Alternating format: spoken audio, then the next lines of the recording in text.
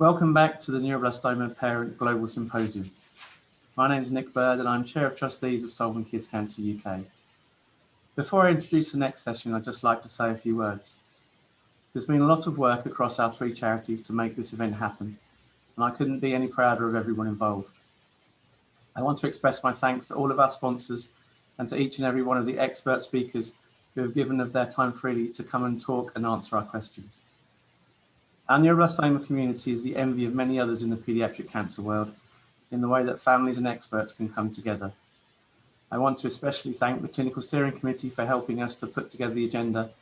I want to thank the wonderful team from DPWF who really have made the whole event possible by providing the technical expertise and support that has kept us online and running.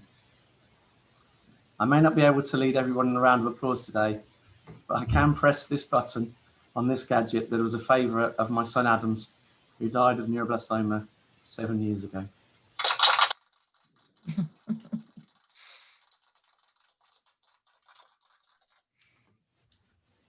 We may not be physically together, but the last 2 days have brought us together in spirit. Please do stay with us for the survivor stories and closing ceremony that follows immediately after this, and let's carry that feeling of togetherness through to the close. And with that, it gives me great pleasure to introduce the final scientific session, a Q&A panel that truly represents what this global event has been all about.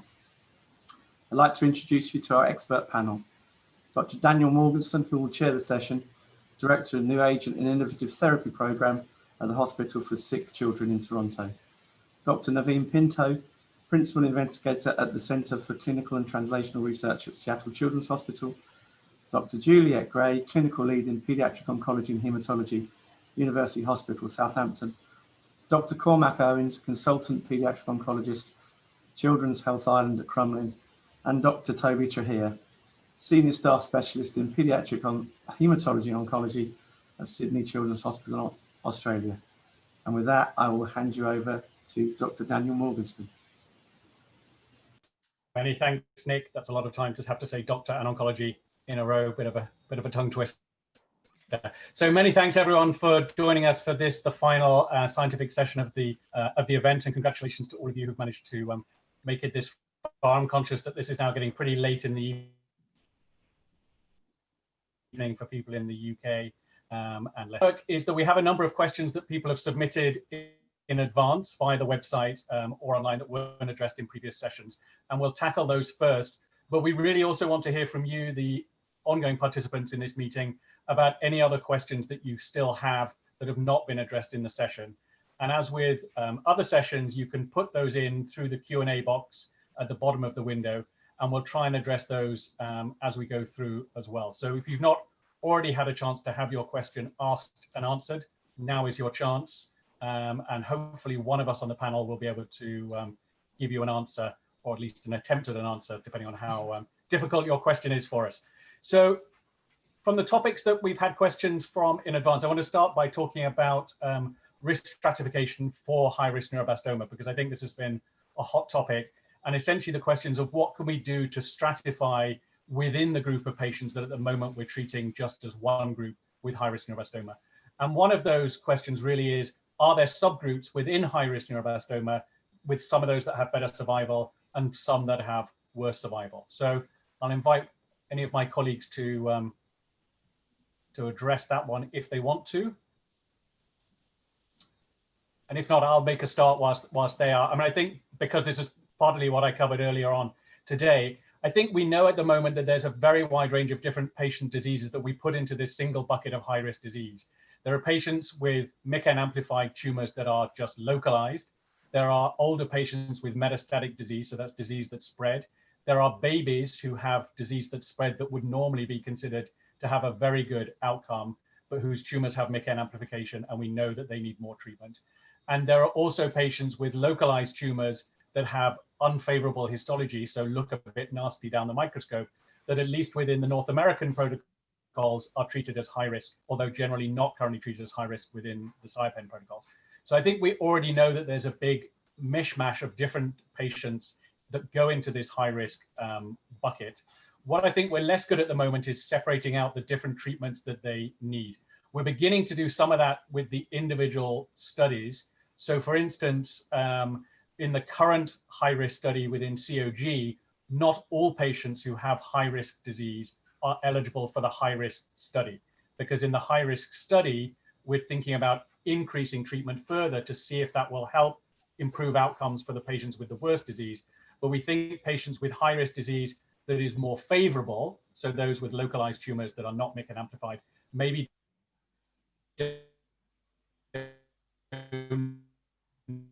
risk study. So I think we're beginning to get there. Any of my colleagues want to add? Sure, maybe I'll say something. So I think one of the problems is that we have lots of different tests and we understand the genetics of the tumors much better, but ultimately the best test we have is how the children respond to chemotherapy, which is obviously not what we want. We would like to be able to tell up front at the beginning when a child is diagnosed, how are they going to respond and what is their outcome likely to be, and can we change the treatment dependent on that prediction. But at the minute, ultimately it depends on how they respond to treatment and that response evaluation, and can we stratify later on down the line effectively to overcome a resistance or a slowness to respond. But at the minute, unfortunately, we have to give the treatment first in general to decide and know how things are going to go, or how to have an idea. And even then, things can go very well, but the features that make the disease respond well can cause aggressive behavior and relapse and recurrence. And so at the minute, time is the best indicator, which is very unsatisfactory and something that we need to certainly do something about. Yeah. I think the related challenge is that even if we were able to identify early on those patients whose disease was not going to respond, at the moment we would really struggle, I think, to come up with a good alternative therapy for those patients, because generally we're not keeping in our back pocket a treatment that we know works and holding it in reserve. With the possible exclusion, I guess, of MIBG therapy, but even that we're now testing in the upfront in the COG study. Julia, did you want to? Okay, so the related question was about segmental chromosomal aberrations. And I think this gets onto the whole question of the extent to which we can use genetic markers and sequencing and segmental chromosomal aberrations, and what, if any, impact those have on prognosis in the population of patients who otherwise have high-risk disease. Anyone want to? Yeah, I logged in a little for the previous Q&A, and I think this came up a little in that session. But I think the answer given was appropriate, that when we look at most high-risk patients, the segmental chromosomal aberrations are present, and perhaps we might be able to split hairs a little bit further and look for specific segmental chromosomal aberrations or the pattern of segmental chromosomal aberrations and tease out some outcome differences there. But I think one of the things that I've worked on with others in the COG is looking at this in patients who sort of straddle the high risk, non-high risk spectrum, those patients with localized tumors that are older that don't have MEK amplification. In Europe, they're called the group 8 or G8 group. And it looks that in those patients that are usually called high risk, at least in North America, the absence of segmental chromosomal aberrations may be a powerful predictor of a favorable response. And maybe we can use that information to potentially risk stratify patients in sort of the opposite direction, to give them less intensive therapy if the sort of typical pattern of segmental chromosomal aberrations are not present in what we would consider to be a high-risk patient otherwise. Yeah. And I think that leads on to one of the other questions that we have, which was about stage 3, so localized MEK amplified disease, so disease that doesn't have any evidence of metastasis, and what the outcome of those patients is compared to patients with high-risk disease that is metastatic. And in general, patients who have localized disease but are considered high risk do have a better outcome than those with metastatic disease. So although we treat patients with localized tumors with MECAN amplification as high risk. We do that because we know that they need more treatment than if they were not MECAN amplified. Actually, the outcome of those patients is still better than those who have metastatic disease. And I think that reflects, as you know, Naveen was just saying, that I think within the group of patients who are high risk, there are likely to be a group who are ultra high risk that maybe we need to identify as failing current treatment, that need more or need something else. But there are probably also subgroups of patients who we currently treat as high risk, but maybe do not need further treatment intensification, or maybe in the future we might even be able to reduce elements of the treatment, especially if we add in newer novel therapeutic approaches. I don't know if anyone else wants to comment on that. Yeah, I think the other comment is that the relatively crude factors we use right now for risk stratification, like age and stage, likely have some biologic underpinning that we have yet to recognize. And as we get better at molecularly classifying these tumors at the DNA, RNA, protein level, we can probably start to pick out what are the drivers of metastatic disease, what are the drivers of developing a tumor after 18 months of age, and that probably has some testable biologic component that we can add to our risk stratification. Yeah.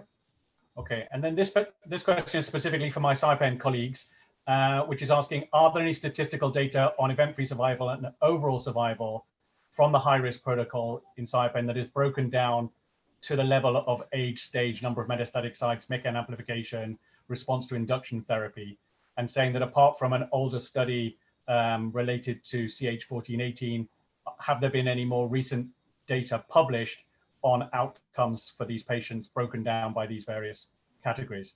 And I guess I'd just say as a preamble, I think, you know, to me, this kind of reflects the difficulty for even us as clinicians, but also especially parents, of getting a sense of what the overall outcomes for patients on these clinical trials are, because often it's the one specific randomized question that is reported in a scientific paper, which doesn't necessarily reflect the outcome of the whole population so much as one particular randomization.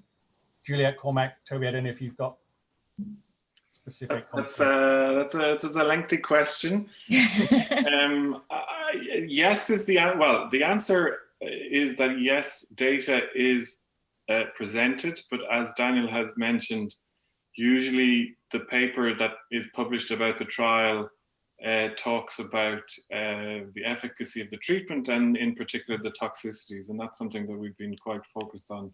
I think subsequent meetings, data is produced looking at different subgroups. In particular, we've had a lot of interest around the metastatic remission rate after induction. So how many MIBG spots and bone marrow disease is present after rapid Kojak or the previous induction regimen was used. We've boiled it down into different, Daniel, when he was part of CIPEN, worked on lymph node spread, for example. So there are lots of different analyses looking at subgroups. I think the problem is you can design a subgroup, you can do the analysis, but I'm not sure we can really do anything about it yet. And I think there's another question about adapting treatment. We aren't able to cure enough children to be able to adapt the treatment to certainly decrease the intensity of the treatment. And the focus, I think it's fair to say, in North America and Europe at the minute is to see how much treatment or what combination of treatment we can put together to try to eradicate disease and control it permanently, that it doesn't come back. And that is involving more and more treatment, tandem transplant, potentially using immunotherapy combined with chemotherapy up front as well as at the end. So we're a long way away. So unfortunately, the challenge of all of these subgroup analyses is what can we do about it? And I think we're a long way from being able to treat because somebody has X parameter after treatment or B diagnostic feature. So we do a lot of work around it, but we're limited in what we can do about it. I don't know, Juliet and Toby, if you've got any. Yeah, no, I'd agree. I mean, I guess there may be some room for identifying those patients who respond really well and have achieved complete remission at whatever stage, and giving them less treatment, reducing their maintenance treatment. The children who get to the end of treatment in maintenance have actually a very good outcome. And it may be that we can identify some good players at that stage who could have slightly less treatment. But I think at the beginning, there's not really room to reduce treatment for any of the groups at the moment. Yep. So I think, hopefully as we learn more about the disease, we'll be able to identify better upfront who maybe doesn't need treatment escalation. But it's, as Cormac said, it's difficult to think about reducing therapy at the moment.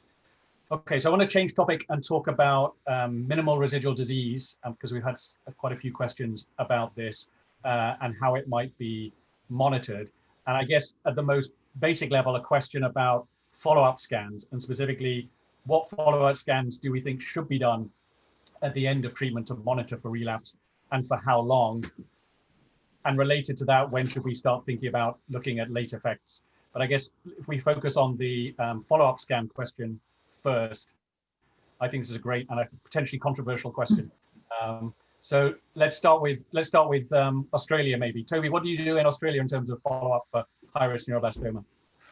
So most of our patients we're watching fairly closely in the first 12 to 18 months after they finish therapy, and we have some patients who are still MIBG positive at the end of therapy. We continue MIBG scans until they are MIBG negative, and then probably do another couple after that. We still do urine catecholamines, clinical examination, and follow-up blood tests as well. In terms of molecular monitoring, again, we do that in the research context, but we don't actually have molecular monitoring that's actually used in the clinical context, unlike acute lymphoblastic leukemia. And again, in terms of the concept of long-term side effects from neuroblastoma therapy, they're often potentially evident from the very get-go with cisplatin treatment and hearing. So I think one of the other things we really focus on is also how kids are going in terms of their education, schooling, social and academic progress, really from the time that they finish therapy. Lots of kids are quite young, and that in that critical sort of preschool age group and also early school age group. So I think focusing on, social and academic achievement becomes very, very important. And then obviously growth and development as well. So what do you do for patients who are MIBG in remission, so MIBG clear at the end of treatment? Would you do surveillance MIBG scans or not? Look, I think that's a great question. I think we've got a level of concern also about the overall toxicity of therapy along the way. Kids get exposed to a lot of radiation-containing treatment, radiation-containing scans. And I think there's also been a fair bit of work done by the late effects group within CEPN to try and rationalise the amount of radiation-containing scans that you're doing. I think generally, if you are MIBG negative, I would be following the idea of trying to do a couple of scans to confirm that you remain MIBG negative, but I'd be aiming to try and reduce doing those scans as well as doing CT, say, radiation-containing scans where we can. I don't think there's necessarily international consensus around the number of scans that are right, but I think there is a bit of consensus around the concept of trying to do better in terms of finding the balance of the intensity of follow-up versus the impacts as well. I think for a lot of families, they find it really stressful coming in for follow-up testing. Lots of my families talk about how stressful it is in the weeks in the leading up to it, and then extremely stressful once they've had the scans done, but before they have the results back. So I think it's also acknowledging the real impact that it does have on the kids and their families as well.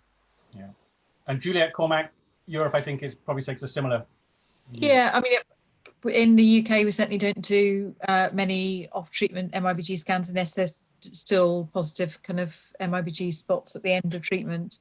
And I think the question for me is whether it makes any difference to outcome if you spot disease at a very early stage of relapse versus, is it making a difference whether you spot it when there's 2 spots or 6 spots? Is that going to make a difference to long-term prognosis and the chances of responding to second-line treatment? And I must say, I've never seen any data that's convinced me that picking relapse up at a very early stage makes a difference. And I'd be interested if anybody had any data to that demonstrated that. But if you don't think it's going to make any difference to your chances of responding to second-line treatment, then to me, I can't see a big advantage in aggressively doing surveillance scans, exposing children to more needles, more trauma, more radiation, more time in hospital. Yeah. No, I mean, I would agree. But to me, that is one of the controversies still is, does it actually matter whether we pick up the relapse early? I mean, I know some sites do firmly believe that picking up relapse early matters. But I guess just for those listening, it's a really challenging thing to look at because, of course, if you do surveillance imaging, you will always pick up relapses earlier. And so it will look as though those patients have survived longer from the time of their diagnosis of their relapse, even if your early treatment doesn't actually make any difference, just because you detected the relapse earlier on. So it's a very hard thing to investigate. Cormac, I think the other really important part is that children who have been treated for high-risk neuroblastoma have probably had the most intensive, longest, most arduous, horrible treatment that any person gets. And I find that a lot of parents ask themselves, are we really going to go through something like that again? And I think the timing of it is very important. So like Juliet and Daniel are saying, just picking it up early, I find that, you know, I think that's a really hard decision for parents to actually think about having to go back through all of that again. And I think the surveillance plan, I find when we talk about it, you have to have some concept or some discussion about what might you do or where might you be in terms of the treatment or what might you want to do. And I think that has to tailor how you're going to survey people. So I think it's a very individual thing. We would try not to do so many ionizing radiation scans. We try to avoid blood tests. We try to make it as simple as possible. But it has to be acceptable. It's like a deal. It's a package. So if parents are inappropriately or unacceptably nervous or worried that the surveillance program isn't good enough, or they don't think it's answering their questions, well, I think you have to figure that out. And you have to, you know, it's a negotiation probably. And I think there isn't one size fits all for everybody. Certainly, we like to see the families fairly frequently at the beginning, and then hopefully increase the interval over time. But I think we have to be open to a different plan might suit different people, and the context of how soon it is since you finished treatment, how the treatment went, what might be left over at the end, and you know, the burden, the cost that it took out of the parents and the child, all comes into it. Yeah. So a related question is for those patients who do have MIBG-avid lesions left at the end of therapy, and for those patients where scan after scan after scan in follow-up, those MIBG-avid lesions are still there and are stable. And what do we do about that? Do we consider those patients maybe after a year, 18 months of scanning when everything has remained stable, still to have active neuroblastoma? Do we think it's MIBG-avid disease that has somehow burnt itself out? What is the role of FDG PET scan? Anyone want to comment on that? I've got a couple of patients in exactly that situation, and I think it's a matter also of having a open discussion with the family and parents. And I think some families are happy to stop scans. Other families are very keen to continue doing scans. So I don't think there's a right or a wrong thing. I personally don't do FDG PET scans. So I've got a couple of patients who are many years out after finishing high-risk therapy who've got a couple of still ongoing MIBG avid lesions that have been gradually becoming less MIBG positive. The child's otherwise very, very well and otherwise leading a pretty normal life. And in that context, I think their disease is probably burnt out. But again, that's been in the context where the disease has been gradually becoming less MIBG avid. I think the alternative context, if there's an increase or a change, that's clearly more active disease. And I think it's a really, really hard question, and I wouldn't ordinarily go chasing MIBG avid lesions and with an FDG scan unless I've done an FDG scan previously during high-risk therapy. I think sometimes by doing multiple scans, you start then finding things that are hard to interpret, particularly with FDG PET. Kids get lots of coughs, colds, runny noses, super sensitive scan, and then all of a sudden you do an FDG PET and you find a new positive lesion in a site that was never had disease before and maybe due to an intercurrent problem. And so I think it does raise a couple of issues. I think, you know, long discussion with the family, going through the results carefully, showing them the images, and then talking about the pros and cons of whether or not we would like to stop scanning as a joint decision, or whether or not we just keep on going with scans and then rediscuss each time that we do it. Generally, I'd be pretty keen to get most families to the point where they're happy to reduce the number of scans, but still continue to be doing relatively close observation.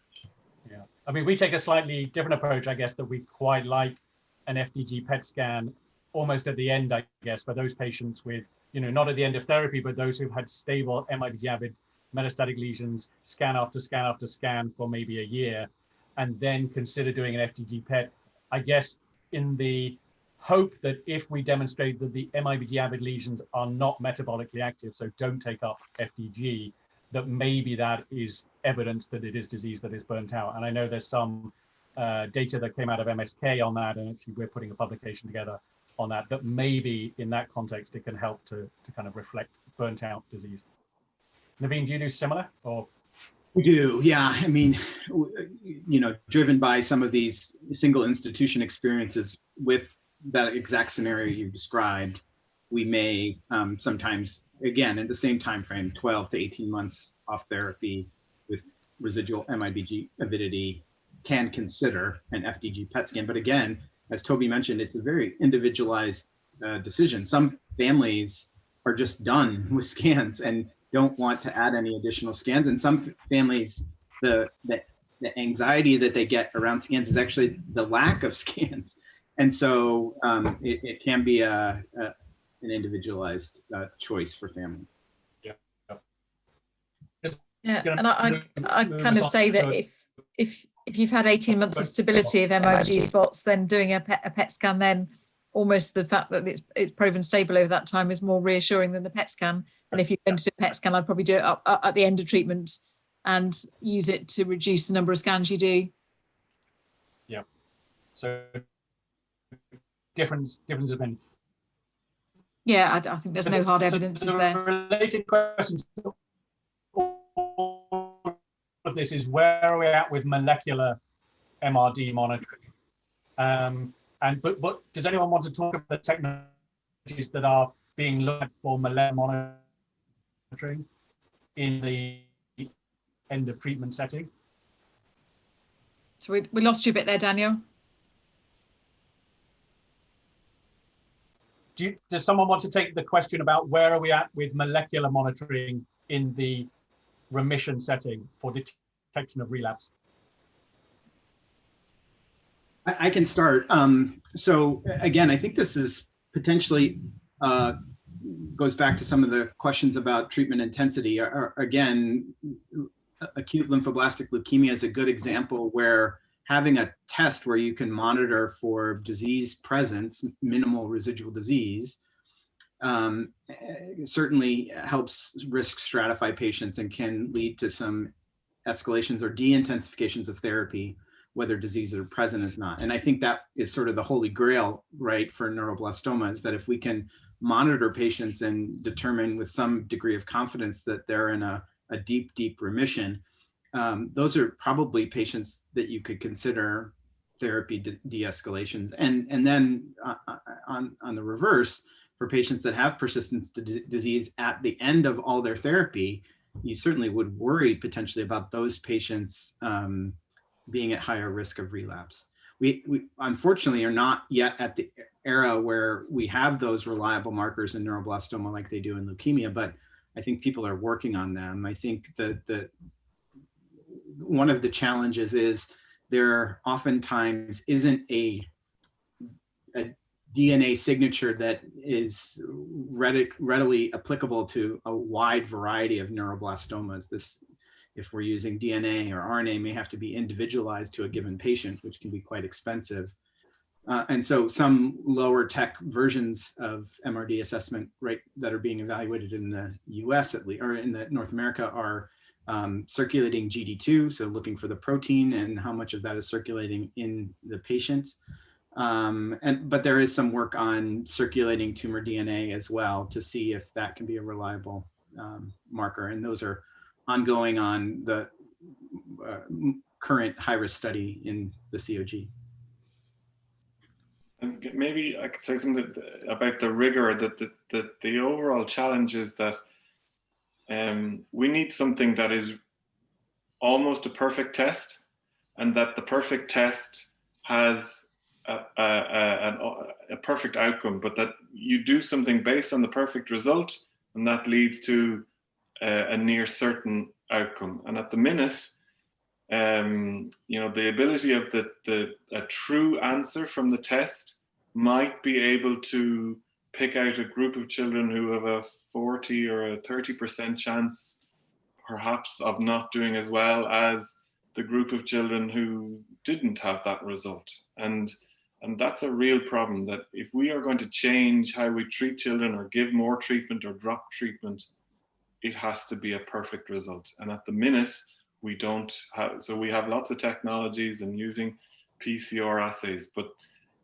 in this scenario, the ability of the test, that if it's positive, it's true, or maybe more importantly, that if it's negative, that's absolutely right. And getting that right requires so many years and so many cases and children to have the testing to get it right, because it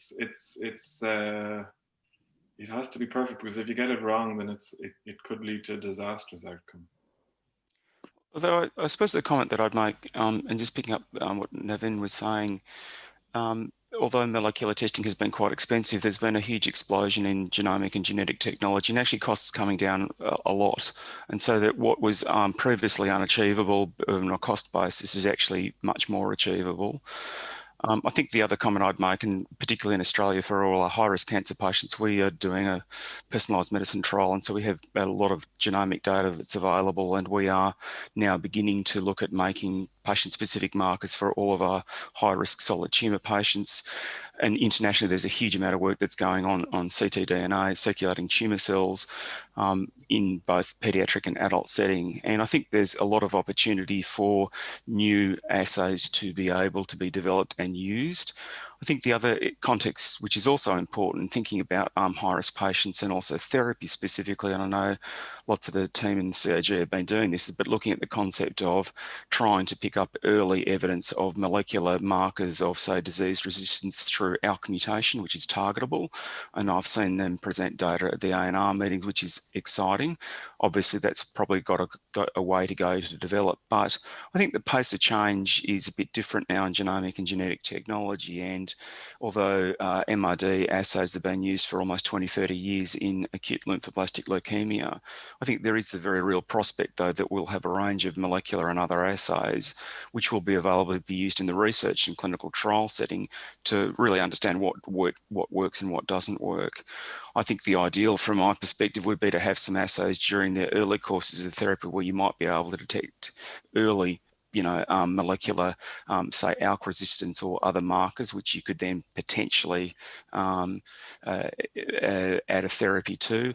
And then there will be other markers later on, which is looking at disease response and maintaining remission. So I think there are really important questions to be asked. And I think, there's a lot of people working all around the world on this, and I would be actually hopeful that, although it'll take time, that there will be some assays that will actually be clinically relevant and can actually be used. Thanks. So I think it's really definitely a hot topic, but as everyone has said, there's quite a long way to go before we can use it. So a tricky question for everyone, but actually a very important one, is about the risk of relapse after the end of treatment and finishing treatment with no evidence of disease, and really at what point families and patients could consider themselves to be cured. And specifically, what's the longest time elapsed when a child has ever had a recurrence, having been completely clear of disease at the end of their treatment? Do we consider them cured at 5 years, at 10 years? Is there a number that we could give? I don't think there is a number we can give. I think that the majority of relapses are in the first 6 to 12 months, and the curve of relapse is very steep in the first year or 2 years. But there are occasionally, sadly, late relapses, even between 5 and 10 years. Yeah. And I guess what I'd say is that we have, certainly in my practice, occasionally seen extremely late relapses, even 9 or 10 years after the original diagnosis. And then actually, I guess we ask ourselves, is this really a relapse, or is this new disease? And is this a patient with some sort of underlying genetic predisposition to neuroblastoma? And I think as we learn more about inherited cancer predispositions, we're identifying more and more patients who have some sort of underlying predisposition, even if we don't really understand that, whether that's truly a predisposition to neuroblastoma or not. And so it's very hard to know for certain whether recurrent disease is really relapse or new disease. But I think that's exceptionally unusual, isn't it? I think the majority of relapses, firstly, children who get to the end of treatment in complete remission have actually, a reasonably good prognosis, and the chances of relapse are relatively low. And the longer that time goes by, the less and less that chance gets. Yeah, and I think that's a really important point to emphasize, but as we've done in previous meetings, is that the figures are not often terribly easy to get hold of, but the survival rates, the outcome rates for patients who get through all of their high-risk therapy, get to the end of immunotherapy, have scans which show that the disease is still in remission, are actually remarkably good. I can't quite remember the figure off my top of my head, but it's something like 85% survival rate. Yeah, exactly. I think that's the Open figure. It's about 80 to 85%. Yeah, which is completely different from the figures we often talk about at the beginning of diagnosis. So it's really important to recognize that.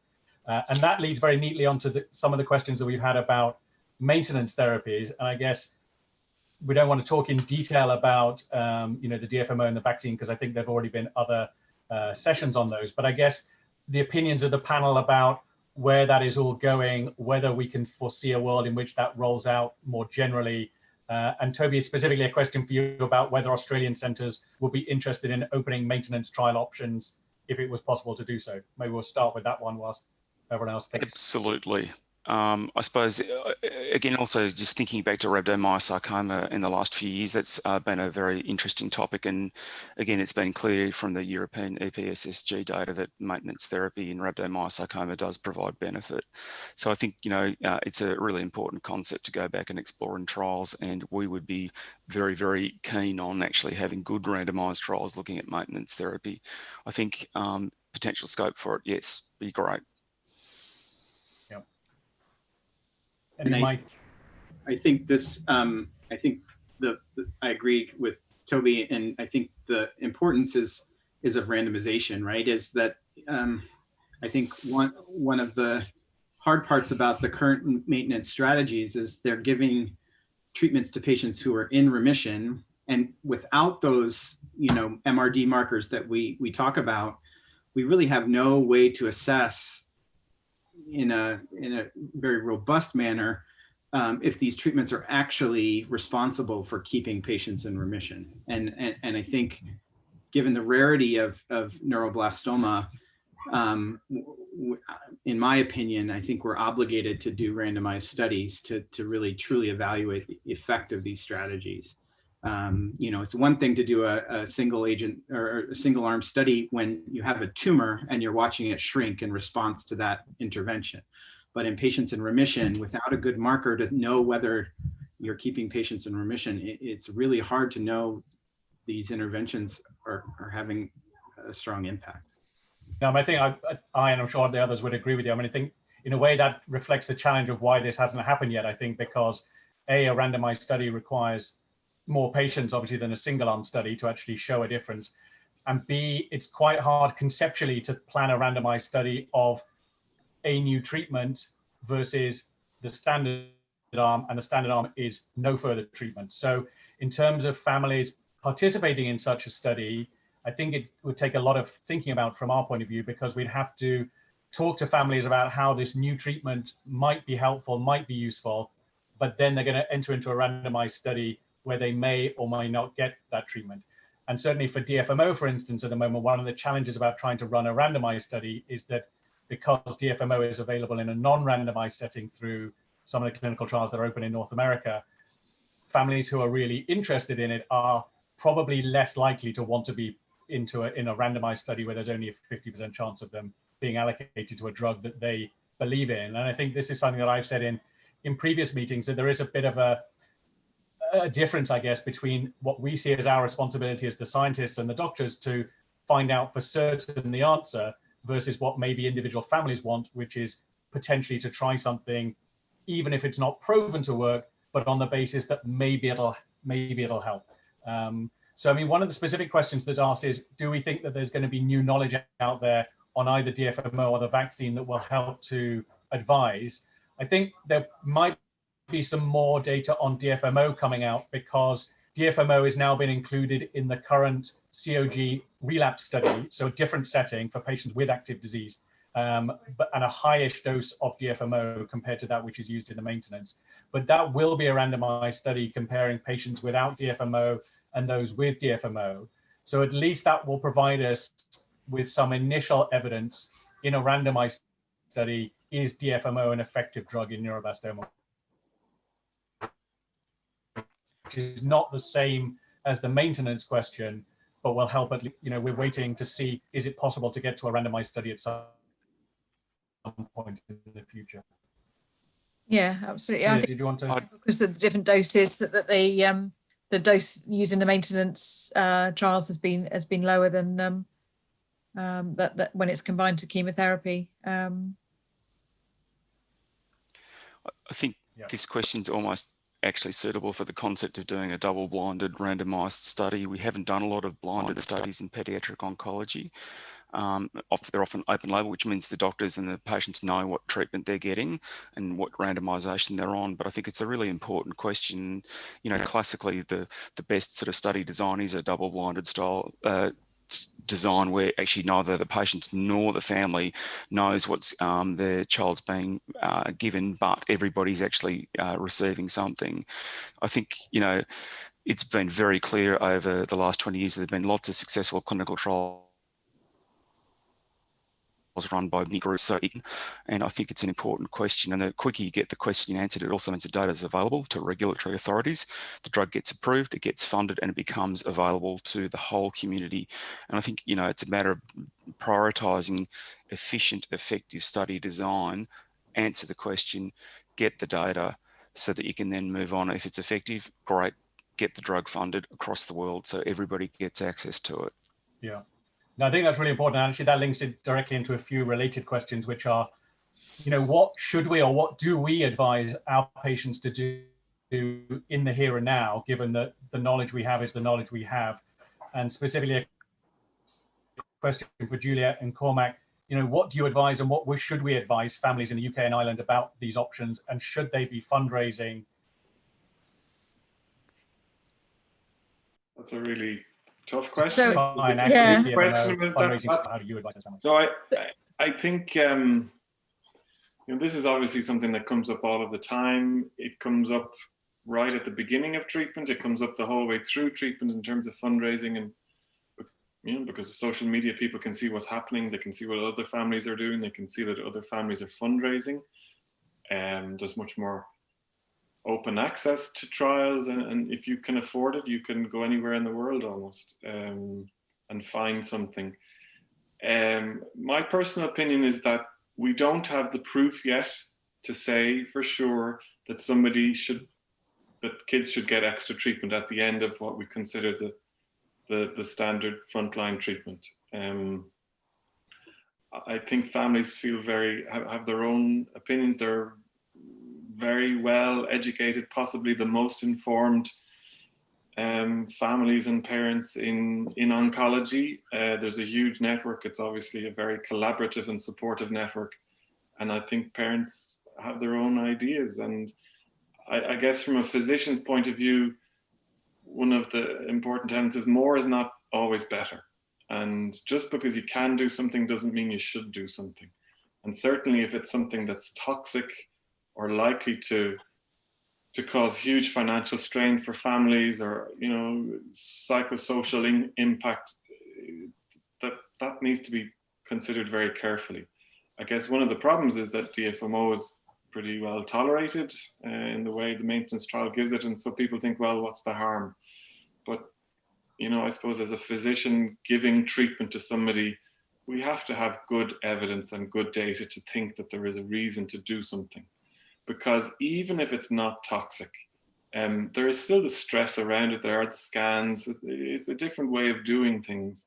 It takes a lot longer to get back to normal. And I think families who decide not to pursue further treatment, I think they're able to hopefully get back to normal life better, to transition back into the world, and the kids get to go back to school.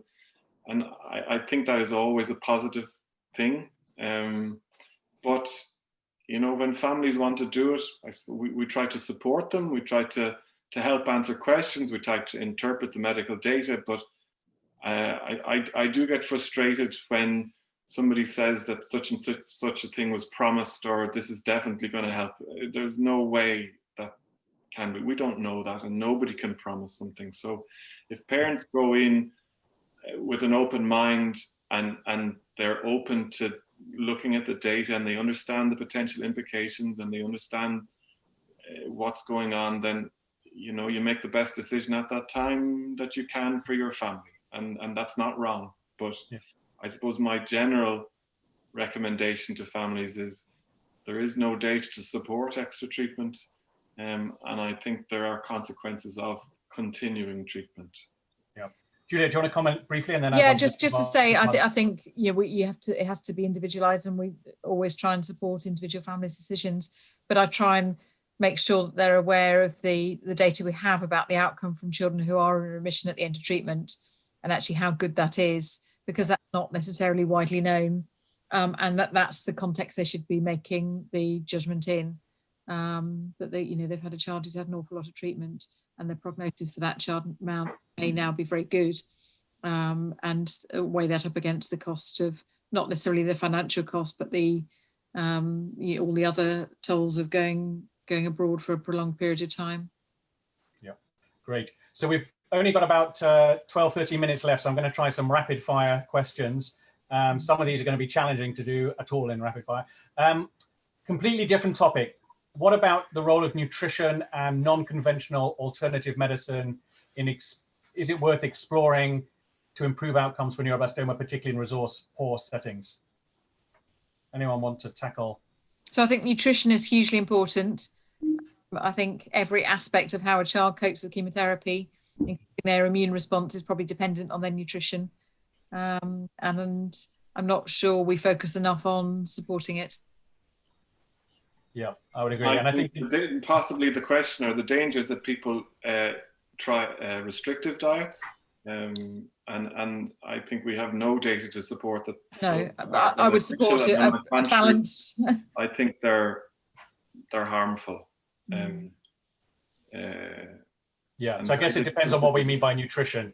Nutrition in terms of, good nutrition for calorie intake and maintaining body weight. Yes, but sorry, that's where I was focusing. Specific exclusion diets. No. Yeah, don't worry. I think we're just clarifying rather than disagreeing.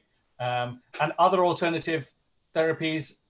I guess I'm not too familiar with the details of the literature, but as far as I'm aware, there's nothing that is proven to improve the outcome. I guess the exception is that I think there probably is more evidence for benefit in terms of symptom management. I mean, certainly here in Canada, where cannabis products are legal, a lot of patients are now using CBD oil to help with symptoms, especially nausea and loss of appetite, especially in the setting of advanced disease. And I think that probably can be helpful.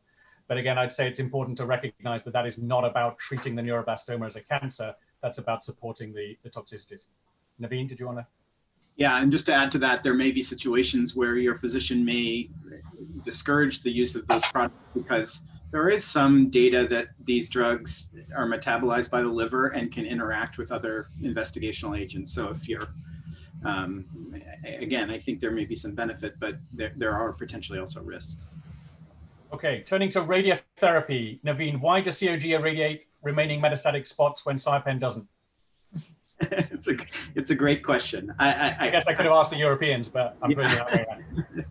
I think it's largely based on the observation that relapse often occurs at sites of upfront metastatic disease. So oftentimes if you have a lesion in your femur that goes away with treatment, that is one place that it can emerge. That's the rationale for including MIBG therapy in the upfront setting. and our rationale for radiating metastatic sites. Thank you. Okay, ATRX mutations. So patients with neuroblastoma with ATRX mutations tend to have a tough time with multiple recurrences and a difficult disease course.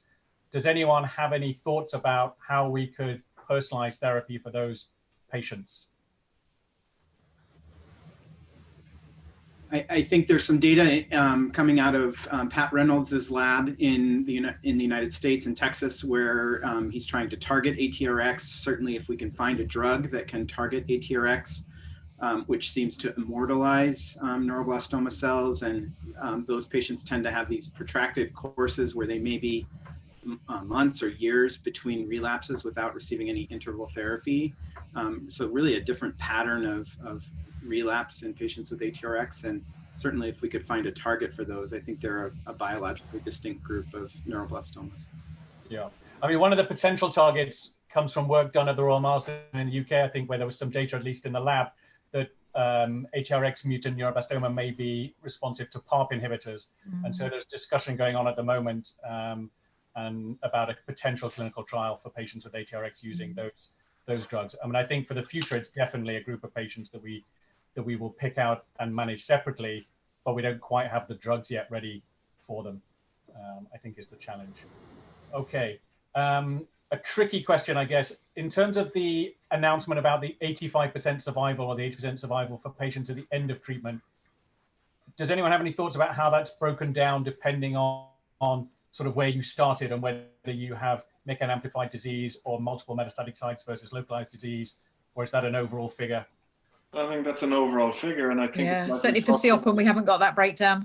We talked about at the beginning that, you know, if you start off with horrible disease and a metastatic score of 60 or something, if you're in remission at the end, that's as good. And we've all seen kids who have a huge, a horrible MIBG at diagnosis, and after a couple of cycles of chemo, or 7, they can be normal, and somebody with 3 or 4 spots still has 3 or 4 spots after their induction chemo. So I don't think that's necessarily relevant. And again, I think we have pretty good data that MICN is a bad prognostic feature diagnosis, but if you overcome the disease and respond to treatment, the longer you go on, potentially it's actually better.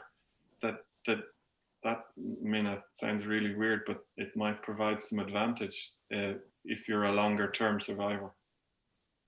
Thank you. Intriguing question about late relapse and whether there's any evidence that puberty plays a role in neuroblastoma disease recurrence, whether there's any data about an increased risk of disease at the time of puberty. I mean, I'll say I'm not aware of any. I mean, certainly for other diseases like osteosarcoma, we think that there's a increased incidence around puberty, which is related to bone growth. But I'm not aware of any data for neuroblastoma. Anyone else? No. No. No. So as far as we can tell, we don't know. What about China? Why do we never hear anything about research coming out of China? Is COG or CyPen doing anything to try and collaborate with them? Which I think is a great question, because in terms of patient numbers, clearly there are huge numbers of patients in China. But I think actually what's clear is there are a huge number of patients with neuroblastoma in the rest of the world as well, who are not participating or not able to participate in the current big collaborative group studies. Anyone want to comment specifically on? So CyPen, one of the member countries of CyPen is Hong Kong, which has undergone a change of jurisdiction, or I don't know what the politically correct. I'm not sure we're going to comment on the detailed political situation in Hong Kong. No, but Hong Kong, I think, is a part of China. Well, no, am I allowed to say that? And so we do work with colleagues in Hong Kong and other countries that maybe people aren't familiar with. We've over 27 countries in the network. So I think we're working on that. It's definitely something we want to do further. Yeah. And I think increasingly individual hospitals have partnerships with hospitals overseas. Certainly at Sick Kids, we have a partnership with a hospital in China, and I know other hospitals do as well. So I think we're gradually learning from each other, but I think in general, the infrastructure in China, as far as I know, there isn't as much of a national infrastructure in place ready to run clinical trials and ready to provide data. which makes it much harder to incorporate those centers into clinical trials, at least at the moment. Okay, a question about high frequency hearing loss, which I'm not sure if anyone can answer. Is there a specific threshold where we would recommend hearing aids, or does it depend on the individual child? Does a moderate high frequency hearing loss always cause issues in school? We looked at this in an Australian cohort quite a while ago now, but everybody's got high frequency hearing loss, but only about 50% of our kids were actually using hearing aids. Again, I think there are critical times where you absolutely have to use them, which is sort of around language, speech development, and also early in school. We do it mainly via function, and so that we have all our kids assessed obviously by hearing services, and that they will often then make a recommendation to the child and family whether or not they should be using hearing aids. Often there's a discussion with the school also about making sure that kids are seated appropriately in the classroom. And for many kids who've got hearing loss, they actually do a lot of lip reading. And so making sure they've got good line of sight to the teacher is, I think, really important. And then I think also, you know, reevaluation is important. Teenagers are also an important group because teenagers with hearing loss, often they don't want to be wearing hearing aids. And so we've got a number of our patients where they've worn them as children, don't wear them as teenagers, and then sometimes then back as they're young adults, they actually find they might need to wear them in the workplace as well. It's a really important issue. And again, most kids with a high-risk neuroblastoma do get exposed to cisplatin, and so it's an important issue basically for all survivors of high-risk neuroblastoma. Many thanks. And then a question about the timing of surgery and how come children in the UK often go through high-dose chemotherapy without having had their surgery, whereas elsewhere, I'm not sure if that's elsewhere in Europe or elsewhere in North America, surgery is always done before high dose. I think sometimes that's driven by the fact that if it's likely that a child may lose a kidney from the surgery, that there's a belief that it may be better to go through high-dose chemotherapy with both kidneys intact, and so to do high dose first before surgical resection. Yeah, so I think it reflects a difference of opinion, I guess, about whether it's better to do the surgery early because otherwise it gets more difficult, or whether it's to do the surgery later because it makes the surgery easier. And I've heard completely opposite views from different surgeons that I've discussed with, which is easier and which is harder. And I think I was asking one of the other sessions, is that something we could ever study? And I think the answer is it's pretty difficult to think about asking a study question about time of surgery because the individual details of the surgery are so varied in terms of exactly how the tumor is oriented, what its structures it's infecting, and the experience and the approach of the individual surgeon. Very difficult to control for. So we've only got sorry, go on. So we've only got a few seconds left, but I think this is a really important question, which is, do we think that there's a difference in perception of risk between physicians and parents when it comes to trial participation? That we as scientists look at population risks, but for parents, it's all ultimately about whether their child will survive or not, and that their appetite for risk is higher. Should we involve parents more in trial design? Definitely, we should involve parents in trial design as much as we can, as ultimately it's them who has to consent and take part in the trials. But I think understanding and perceiving risk is a very, very difficult thing. I mean, to me, it's a great question because it does reflect the difference in approach. I guess I would say in our defense that one of the challenges for getting a clinical trial up and running is it's not just a question of us in this group coming up with a good idea. The number of other groups and committees that any trial has to go through before it's allowed to happen is, numerous. And so it's actually very hard to persuade everyone along the trial process potentially to do something which is a little bit different or a little bit more controversial. Anyone else want to comment on that? No. Okay, so I think to me that's a great place to wrap up, which is that the research in neuroblastoma remains challenging, but I think there is more and more of it, and I hope we've managed to answer some of the questions at least. This session is going to come to a close now. I'd like to thank all of my co-panelists. Many thanks to all of you for answering those questions. And I invite you to log off of this Zoom and log back onto the next. Thank you. Thank you. Thank you. Okay, I've got to try and find my others.